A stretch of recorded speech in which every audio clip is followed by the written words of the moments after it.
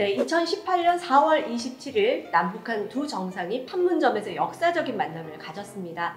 네, 당시 문재인 대통령과 김정은 국무위원장은 판문점에서 평화를 염원하면서 함께 소나무를 심었는데요.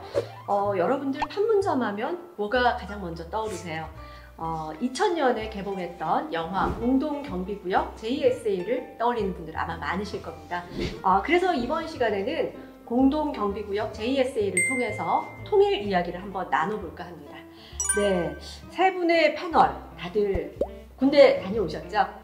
26개월의 네. 그 국방의 임무를 다 하고 왔고, 네. 제가 군생활 한 곳이 그 파주시입니다. 네. 판문점과 그렇게 멀지 않은 곳에 군생활을 했는데, 거기서 제가 M60 사수로 그 굉장히 큰 역할을 했고, 또 철책에서 근무를 했기 때문에 네. 당시 판문이 제 모습을 보고 굉장히 그걸 기억이 생생히 납니다. 네. 아니 저보다는 먼저 박 교수님 먼저 말씀. 네. 저는 뭐 전방 근무는 아니라서 후방에서 저는 광주에 있는 상무대에서 근무를 했습니다. 예. 남들은 굉장히 편한 곳에서 있다고 생각했지만 다들 아시겠지만 군생활 각자 애로와 고초가 다 있었던 26개월이었습니다. 네. 그냥 나만 보는 거지. 강진우 기자님. 저는 이제 보병으로 제대를 했고요. 111입니다 제대가. 그래서 저는 이제 저도 후방에 있었고요. 근데 저희의 임무는 전쟁이 터져도 탱크들 수신호해주고 그런 업무를 했습니다. 의경으로 제대했습니다. 아, 그러세요? 네, 뭐 남자들 군대 얘기하면은 2박 3일 정도 걸린다고 하는데 군대 얘기는 여기서 조금 이렇게 마무리를 하고요. 먼저 이 판문점 하면 뭐가 가장 먼저 떠오르는지 궁금합니다. 네, 조재혁 교수님. 예, 저는 이제 판문점 하면 이제 그 2018년도에 남북한 두 정상이 그 만남을 가진 게 가장 좀 제 머리에 강렬하게 남아있는데, 이 김대중 대통령은 2000년도에 방북을 했고 또 노무현 대통령이 2007년도에 방북을 했습니다. 그런데 이 북한의 정상이 남한으로 온 적은 단 한 번도 없거든요. 물론 이제 서울에 왔으면 굉장히 좋았을 텐데 어떻게 됐든 간에 김정한 국무위원장이 이 분단선을 넘어와서 남한 땅을 밟았잖아요. 그래서 그게 굉장히 좀 제 머리에는 크게 이제 남아있는 것 같고, 지금 그 문재인 정부 이전에 남북 관계가 경색 국면으로 치달아 있었는데 그나마 이 판문점 선언을 통해 가지고 뭔가 다시 남북한이 교류를 하지 않을까 하는 그런 이제 생각도 들게 했고요. 그런 측면에서 2018년도 4월 27일 두 정상의 만남이 가장 머리에 남습니다. 네, 강진우 기자님 판문점 하면 뭐가 제일 먼저 떠오르세요? 네, 저는 이제 직업상 특징 때문에 그런 것 같긴 한데 그 영화 같은 한 장면이었죠. 북한군 병사가 판문점으로 기순에 들어오는 지프차를 타고 쭉 들어오다가 북한군이 총격을 가하고 이 사람이 결국에는 총을 맞고 우리 군사 분계선을 넘는, 그래서 우리 군이 가서 포복을 해서 데리고 나오는 그 장면이 가장 기억에 남습니다. 그 사람이 바로 이제 2017년 11월 13일 날 JS를 통해 이제 우리나라로 온 24살의 북한군 오창성 씨 사건인데요. 5발의 총상을 입고 극적으로 구조됐고 이제 수술 후에 회복이 된 사건입니다. JSA를 통해서 북한군이 기순한 건 오창성 병사가 3번째인 것으로 알려져 있습니다. 그때 그 뉴스 전 국민이 보면서 정말 이게 정말 실화인가? 뭐 이런 걸 느낄 정도였거든요. 박창용 교수님은 어떠세요? 저는 이제 JSA라는 이 공간에서 두 분이 이제 조금 최근에 일에 대해서 기억을 떠올려 주셨는데, 조금 그 이전에 70년대로 한번 돌아가 보겠습니다. 당시에 이제 좀 젊은 분들은 아마 생소하실 수도 있을 텐데 도끼 만행 사건이라고 아마 여기 계신 분들은 다 충분히 학창 시절에 다 경험을 해보신 내용일 것 같은데요. 1976년도죠. 8월 18일 날 오전에 이 판문점에서 북한군들에 의해서 미군 병사 2명이 도끼와 각종 흉기로 구타를 당해서 살해당하는 사건이 발생하게 됩니다. 이 사건 때문에 이제 이후에 군사적인 긴장 또 남북 대치가 좀 더 격렬해지는 이런 상황까지 전개가 되긴 했는데, 이 사건이 아마 70년대에 이 판문점에서 일어난 가장 대표적이고 유명한 이 남북 간 또 미국까지 포함된 병사들 간의 어떤 폭력적인 장면을 우리가 확인할 수 있는 그런 내용이라서 조금 저는 이제 이 장면을 말씀을 드리고 싶네요. 네, 그 도끼 만행 사건 같은 경우에는 초등학교 때 그 도끼 만행 사건에 대해서 몇 년 동안 계속해서 학교에서도 그런 부분에 대해서 반공 교육 이런 거를 시켜가지고 항상 그림이나 사진을 보면 그 그림들을 보면 북한군은 항상 도끼를 들고 있는 그런 모습들이 있었어요. 그래서 무섭다 뭐 이런 생각을 했었던 것 같은데, 자 그럼 이제 이 판문점, 그러니까 공동경비구역 JSA 이곳이 어떤 곳인지를 조금 설명을 좀 해주세요. 공동경비구역 JSA는 뭐 우리가 흔히들 이제 판문점이라고 이렇게 네. 알려져 있는데 비무장지대 안에 있는 특수한 지역이라고 볼 수가 있습니다. 소재상으로 보면 남한의 경기도 파주시, 그리고 북한 같은 경우는 이제 개성 직할시 판문군, 판문점리에 같이 위치한 그런 이제 지역이라고 볼 수가 있고, 이 판문점 이 지역의 공식적인 명칭은 이제 우리가 JSA 공동경비구역이라고 이렇게 표현을 하고 있습니다. 네. 그다음에 이곳이 이제 그 사실은 1976년 8월 18일 날 북한군의 도끼 만행 사건 이전에는 이 안에서 남북한 군사들이 자유로이 이렇게 왕래를 했던 곳입니다. 오고 가고 서로 이렇게 같이 관리를 했던 곳이라서. 그런데 도끼 만행 사건 이후부터 양측 간의 충돌 방지를 위해서 군사 분계선을 표시하게 되는 겁니다. 그래서 경비병을 포함해서 모든 군인들은 군사 분계선을 넘어 상대 측 지역에 들어가지 못하게 했고요. 북한군을 만나거나 말을 거는 것도 이렇게 이제 하지 말라 이렇게 되는 것이죠. 그전에는 그러면 서로 왕래하면서 자유롭게 이야기도 나누고 했다는 거네요. 그렇죠. 북한군과 미군, 그러니까 유엔군, 네. 그리고 남한군이 같이 이렇게 그 구역을 관리를 했던 것이죠. 네. 그런데 이제 건무기 사실은 그렇게 금지를 했지만 네네. 서로 이제 아는 사이가 되지 않겠습니까? 그래서 오랫동안 네. 그곳에서 근무했던 사람들, 그래서 안면을 텄던 사람들은 네. 그 감시 카메라가 없거나 서로 이렇게 그 감시를 하지 않는 곳에서는 서로 말을 걸고 네. 같이 담배도 나눠 피우고 뭐 이런 진한 동족애를 보여줬다고도 그렇게 전해지고 있습니다. 네, 그 이야기를 자꾸 나누면서 보니까 그 도끼 만행 사건이 어떤 분기점이 됐다 뭐 이런 생각도 들거든요. 이 도끼 만행 사건이 계속해서 이야기 좀 나오는데 구체적으로 아까 이제 박창문 교수님이 잠깐 설명은 하셨지만 조금 더 구체적으로 좀 설명을 좀 해주시겠습니까? 그 도끼 만행 사건은 1976년 8월 18일 날 발생을 했는데요.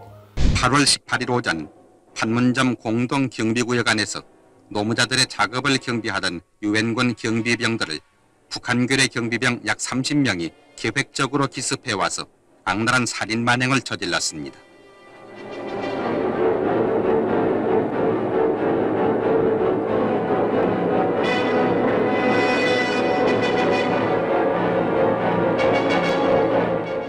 그 보시는 그림을 쭉 한번 보면 그 초소가 이렇게 5개 있습니다. 빨간색 칠한 부분은 북한 초소고, 그 다음에 파란색을 칠한 그 부분은 남한 초소예요. 네. 그래서 말 그대로 공동경비구역이니까 저 당시에는 남북한 분단선이 없고 다 같이 판문점 지역 내에 같이 이제 공동경비를 했거든요. 네.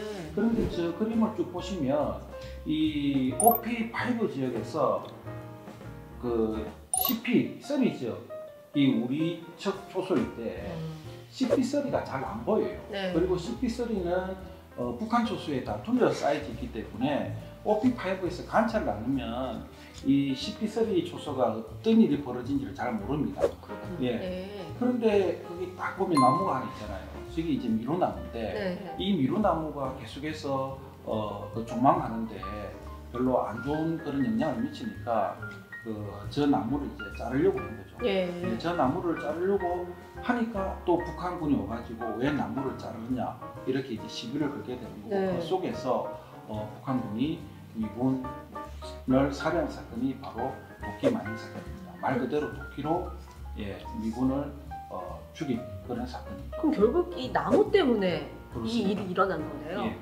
그래서 이제 이 사건이 일어나고 난 이후에 어떻게 되느냐? 남북의 분단선이 확실히 이제 갈라지게 되는 거고, 이제 그 72시간 다리가 있고 돌아오지 않는 다리가 있습니다. 네. 이 그 도끼 만행 사건이 일어나고 난 다음에 이 당시에는 이제 돌아오지 않는 다리만 있었고요. 72시간 다리는 없었어요. 네. 그러니까 북한 측에서 물자를 공급받기 위해서는 이 돌아오지 않는 다리를 이용을 해야 되는데 그림에 보시다시피 저 돌아오지 않는 다리는 남측에 위치해 있습니다. 그렇다 보니까 우리 그 군과 유엔이 좀 말 그대로 열이 받은 상황에서 저 돌아오지 않는 다리를 봉쇄를 시켜버립니다. 그렇군요. 예. 그래서 이제 북한군은 물자를 넣기 위해 가지고 네. 급하게 만든 다리가 72시간 다리. 그러니까 72시간 만에 만들어진 다리라서 72시간 다리라고 이제 불려지게 됐는데 네. 그 이후로 이제 남북 간의 분단선이 확실히 놓여지게 되고 서로 이제 말 그대로 공동 경비 구역의 의미가 아니라 이제는 각기 자신의 영토를 지키는 그런 이제 지역으로 변모를 했다고 보시면 될 것 같습니다. 안타깝습니다, 진짜.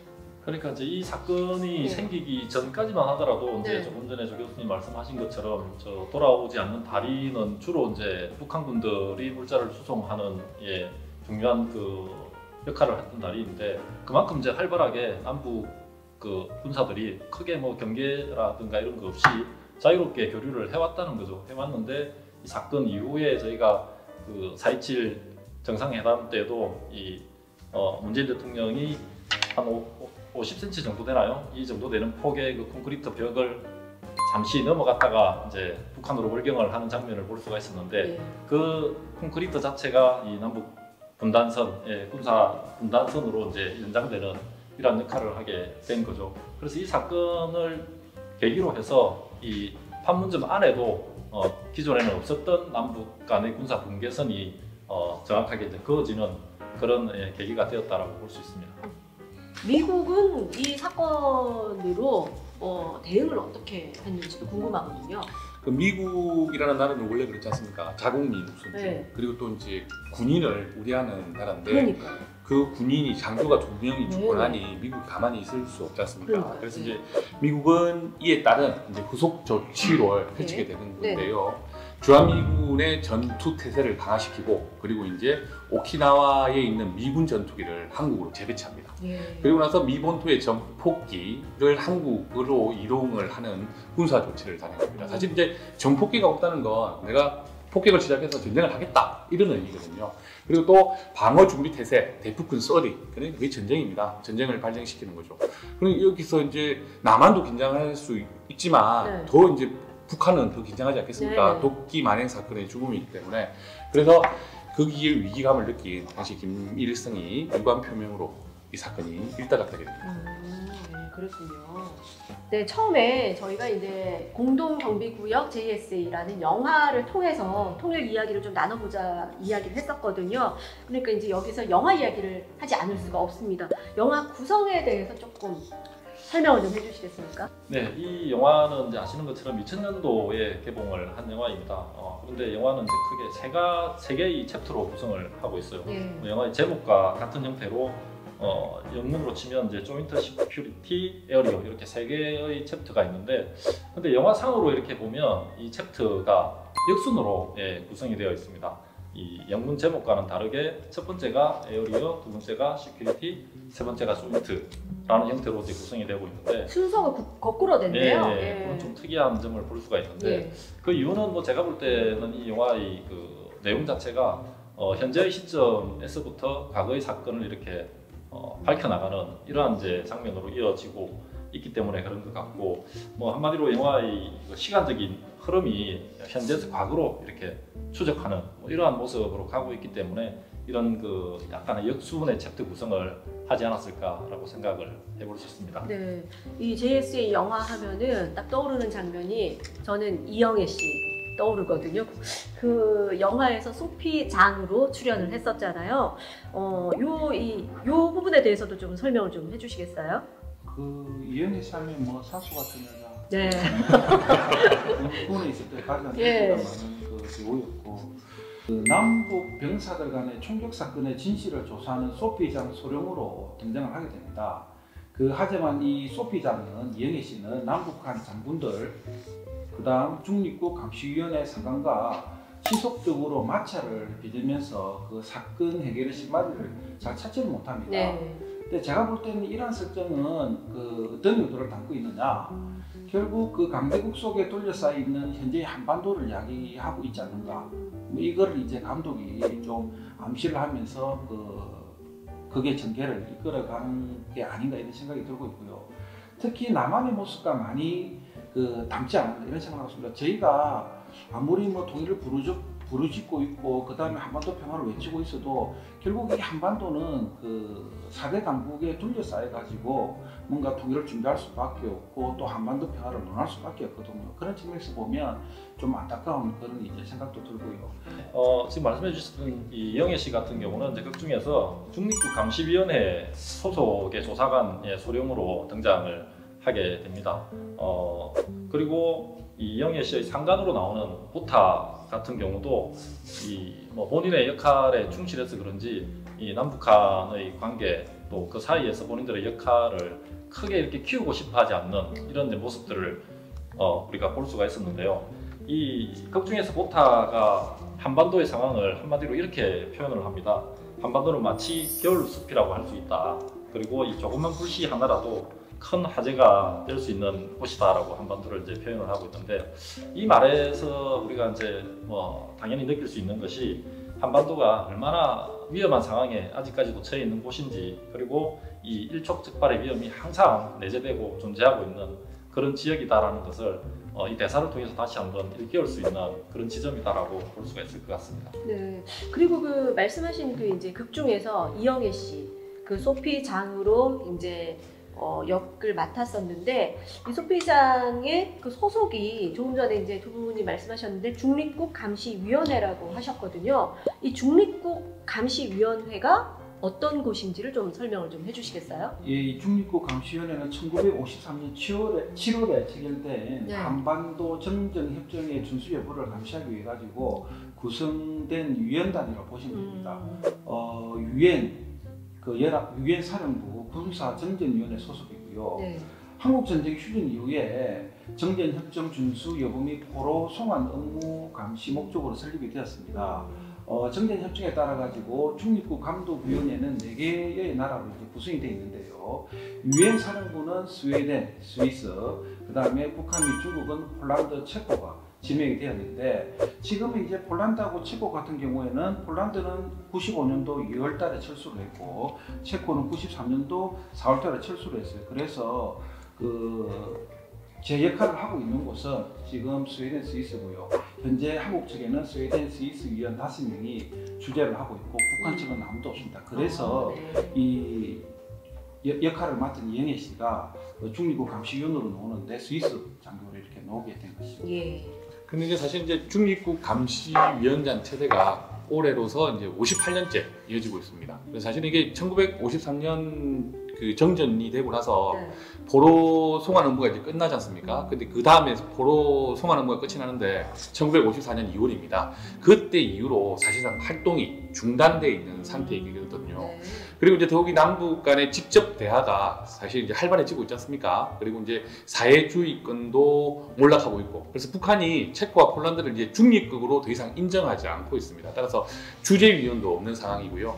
그렇기 때문에 감시위원단의 기능을 재조정해야 한다는 건 아니냐, 뭐 이런 지적도 일고 있는 상황입니다. 네. 그러면 두 번째 챕터에 대해서 좀 이야기를 좀 나눠볼까요? 영화를 보면 이 남북 병사들의 만남을 연결해주는 통로로 이 다리가 하나 등장을 하거든요. 이 다리에는 어떤 의미가 있을까요? 그 영화에서 남북 병사들을 연결하는 것이 바로 다리인데요. 네네. 실제로 JSA에 있는 돌아오지 않는 다리를 모티브로 차용한 것이 아닌가 이런 생각이 들어요. 그 돌아오지 않는 다리는 그 남과 북의 경계인 한반도 군사 분계선을 가로지르는 다리입니다. 공동경비구역 서쪽에 흐르는 사천에 위치해 있고요.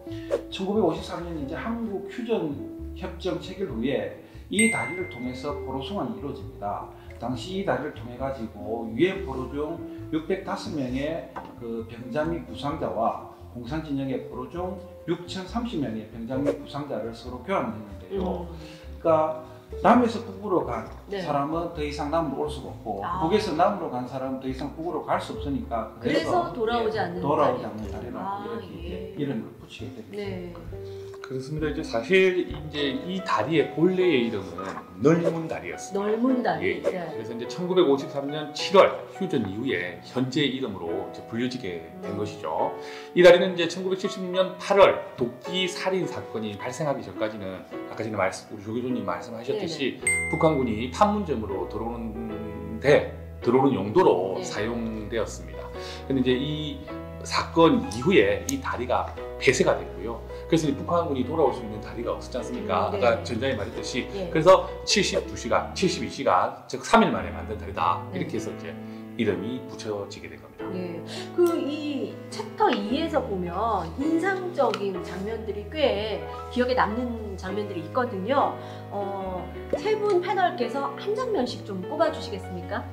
저는 이제 그 오경필, 이수엽, 정우진이 나란히 서서 사진을 찍기 위해 가지고 네. 포즈를 서는 장면을 가장 좀 인상 깊게 봤는데요. 네, 맞아요. 이들의 이제 얼굴 뒤로 뭐가 보이냐면 그 김일성, 김정일 사진이 보입니다. 네. 그러면서 이제 그 실체 간격을 좁히고 얼굴을 맞대면서 김일성, 김정일의 사진은 이제 사라지게 되거든요. 그래서 제가 이 장면을 보면서 어떤 생각을 했냐면 김일성과 김정일로 상징되는 북한의 그 독재 세습 체제가 없어진다면 한반도의 평화와 안정이 일어나지 않을까 이렇게 이제 생각을 해봤고 더 나아가서는 이제 평화 통일이 찾아올 수 있는 그런 메시지를 이 그 감독이 담지 않았나 이렇게 이제 생각을 해봤습니다. 네. 근데 저 같은 경우에는 이제 이수혁이 네. 이 극 중에 이제 우리 이병인 씨죠. 이수혁이 총을 빨리 꺼내는 시범. 이거를 저는 이제 군대 의경을 다녀와서 그런데 속사수라고 그럽니까? 뭐 속사수. 예. 근데 자기는 속사수다 뭐 이런 아. 얘기를 하는데 그래서 총을 빨리 꺼내는 시범을 보이면서 장난으로 네. 오경필한테 이렇게 총을 겨누는 장면이 네, 있거든요. 네. 그래서 이 장면이 가장 이제 기억에 많이 남았습니다. 이 왜냐면요. 지금 본 장면처럼 이제 그 하계애약에 서로가 이렇게 이야기를 막 나누지 않습니까? 네, 네. 그래서 이제 총 이야기와 나무로 기순하는 뭐 이렇게 이제 권유를 하는 장면이 나오는 거죠. 네. 형 나무로 와라. 뭐 이제 이런 얘기. 이런 얘기가 나오는데 네. 이때 이제 평양한 긴장감이 조성되고 분위기가 이제 급 반전되면서 경직되는 상황이 납니다. 그러니까 이제 이런 상황들은 결국은 내 사람이 이제 사적으로는 이제 끈끈한 형제처럼 예. 우리 같은 민족이다 뭐 이런 얘기를 하지만 이 한편 우리 현실로 보면 또 공적으로 이데올로기적 관점으로 보면 서로가 이제 총을 겨누고 있는 물리쳐야 하는 적군 뭐 이런 상황이 되는 것이죠. 그리고 이제 국가적 차원에서 본다면 이제 남북이 무력으로 대치 중인 휴전 상태 이런 것들이 정말 너무너무 가슴이 아파서 코끝이 찡하다 이렇게 네. 이런 느낌이 들었습니다. 네. 참 안타까운 현실인 것 같습니다. 세 번째 챕터는 이 투신한 남성식 일병을 구급차에 싣는 장면으로 시작합니다. 네, 세 번째 챕터는 이제 조인트로 이름이 지어져 있는데요. 이 챕터도 보면 제목과 내용은 상당히 좀 역설적으로 전개가 되고 있습니다. 뭐 조인트라고 하면 뭐 공동 또 함께 네. 이런 의미가 있는데 이 챕터에서는 형제처럼 지내던 이수혁 병장과 남성식 일병이 헤어지게 됩니다. 헤어지는데 결과적으로는 아주 비극적으로 자살이라는 그 방식으로 헤어짐으로 해서 어떤 이 비극의 깊이를 더 진하게 만드는 그런 효과까지 지금 보여주고 있습니다. 네, 그 세 번째 챕터 그 공동 뭐 함께라는 의미를 가지고 있는 조인트라는 이 챕터에서 가장 중요한 장면은 어디라고 생각을 하시나요? 제가 볼 때는 네. 초선에서 이제 총격이 시작되기 직전에 카세트가 이제 오토 리버스로 되는 장면이 있는데 이게 이제 많은 좀 함의를 담고 있지 않는가 이렇게 지금 보고 있거든요. 카세트 플레이어 이런 거는 요즘 학생들이 굉장히 이제 생소한 그런 그렇죠. 네. MP3도 굉장히 오래된다는 네. 건데 제가 이제 학창 시절에 카세트 플레이어가 이렇게 주로 사용했던 그런 이제 그 하나의 음악 도구거든요. 근데 요즘은 참 이제 보기 드문 뭐 제품이라고 얘기할 수 있는데 그런데 그 카세트 플레이어도 좀 생소한데 오토 리버스는 더욱더 생소할 것 같아요. 그러니까 카세트 테이프로 우리가 A면을 들으면 또 꺼내서 B면을 틀어서 들어야 되는데 조금 어느 정도 기술이 발달되다 보니까 무선 리모컨으로 이제 오토 리버스가 되는 그런 이제 기능이 추가가 되는데요. 이 장면에서 그 카시트 테이프이 역방향으로 자동 재생되면서 비극이 시작이 됩니다. 저는 이것이 이제 남북 관계가 한창 좋다가도 한순간에 방심과 부주의로 극적인 그런 긴장과 대립의 상태로 되돌아갈 수 있는 것을 좀 암시하는 그런 장치라고 이해를 했거든요. 우리가 실제적으로 그런 경우를 너무나도 많이 봤지 않습니까? 그 2000년대에 남북 관계 굉장히 좋았고 그 다음에 뭔가 그 교류 협력이 활발하게 전개될 때 우리는 하나다, 한민족 공동체다 이런 이제 생각이 막 그 들기 시작할 때 또 연평도에서는 서로 간에 대치 상태를 보였고 또 실질적으로 그 희생자가 나오게 됐잖아요. 그런 측면에서 볼 때 이 남북 관계는 그 어떻게 보면 그 태풍 전야의 날씨와 똑같지 않는가. 너무나도 고요했다가 또 태풍이 몰아치다가 또 태풍이 지나가면 또 아무 일도 없은 듯이 또 고요하게 또 일상이 진행되잖아요. 그런 것처럼 이 남북 관계는 한치 앞을 내다볼 수 없는 그런 이제 관계라고 볼 수 있는데 이 장면을 보면서 제가 이제 조금 오버랩되는 그런 것을 많이 생각했습니다. 말씀하신 이제 그런 내용들을 이렇게 생각을 해보면 최근에도 이제 그런 일이 있었죠. 우리 2020년도 올해 6월달에도 북한에서 남북 공동 연락 사무소를 폭파를 하면서 아주 생중계를 저희가 이제 직접 목격하기도 했었는데 그런 것처럼 뭐 이 부침이 굉장히 심한 것이 남북 관계이고 그러다 보니까 이게 이제 단기적인 관점에서 이걸 어떻게 빨리빨리 해결해 나가기보다는 좀 길게 긴 안목으로 장기적으로 보고 남북 관계의 개선이라든가 북핵 문제도 조금 중장기적인 관점에서 좀 해결해 나가고자 하는 그런 의지가 필요한 상황이 아닌가 생각이 됩니다. 네, 영화는 새드 엔딩으로 끝나고 마는데 역시 정말 이 남북한 관계 언제쯤 좋아질까, 언제 통일이 될까 뭐 이런 생각이 듭니다. 지금까지 영화 공동경비구역 JSA와 또 실제 판문점에 대해서 이야기를 나눠봤는데요. 오늘 함께하신 소감 어떻습니까? 한 말씀씩 해주시죠. 예, 저는 이제 이 영화를 본 지는 조금 오래되긴 했지만 영화에서 보면 이 남북 당국자들 장군들이나 또 남한 북한 측의 높으신 분들은 이 사건에서 이 진실이 규명되는 것은 별로 관심이 없더라고요. 관심이 없고 어떻게 하면 이 사건이 조금 확대되지 않고 빨리 마무리될 것인가, 여기에 초점을 두고 어떻게 지시를 하고 사건을 이제 은폐하려고 하는 그런 모습들을 이제 볼 수가 있었는데 이런 모습들을 보면서 이 복잡한 정치, 외교적인 논리 아래서 이 진실이 국가의 안보 이익이라든가 기득권층의 어떤 그 기득권 지키기 이런 차원보다 덜 중요하게 여겨지는 이런 부분에서 굉장히 좀 씁쓸함을 느꼈습니다. 네. 저는 이제 그 제일 마지막 장면에서 이제 그 소피장이 오경필한테 물어봅니다. 전할 말씀 없으세요? 이렇게 물어봤을 때 오경필이 말은 하지 않고 휘파람을 붑니다. 이건 첫 장면에서 영화의 첫 부분에서 오경필과 정우진이 이수혁을 구해줄 때, 지뢰를 밟은 이수혁을 구해줄 때 마지막에 구해주고 나서 휘파람을 불렀다. 그래서 그리고 그 장면은 형이 동생을 구해주는 이제 이런 강한 이제 동질성을 이제 볼 수 있었는데요. 그래서 저는 이제 이 JSA가 이렇게 공동경비구역이지 않습니까? 이 공동경비구역이라는 것 자체가 분단의 상징이 아니라 사실은 너와 나는 하나라는 그걸 연결해주는 조인트, 관절 같은 의미라고 생각을 하고요. 그래서 이 영화가 새드 엔딩으로 끝을 가는 거, 너희들이 이대로 있다가는 슬플 수 있으니 우리가 정말 하나라는 걸 확인하고, 그래서 이제 통일의 길을 서로 앞당기자는 의미. 그래서 우리 모두가 그런데 힘을 좀 썼으면 좋겠습니다. 네. 그 실제 판문점은 비무장지대에 있습니다. 네. 비무장지대에 있는데 현실로 보면 비무장지대가 아니죠. 다 무장을 하고 있거든요. 그런데 2018년 그 남북 정상회담을 계기로 해가지고 실질적으로 이제 판문점은 아무도 무장을 하고 있지 않습니다.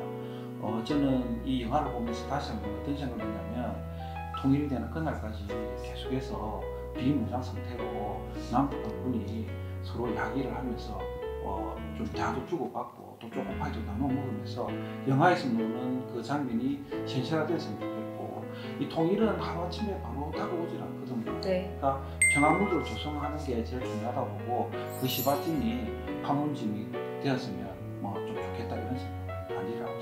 네, 오늘은 영화 공동경비구역 JSA를 통해서 통일 이야기를 나눠봤습니다.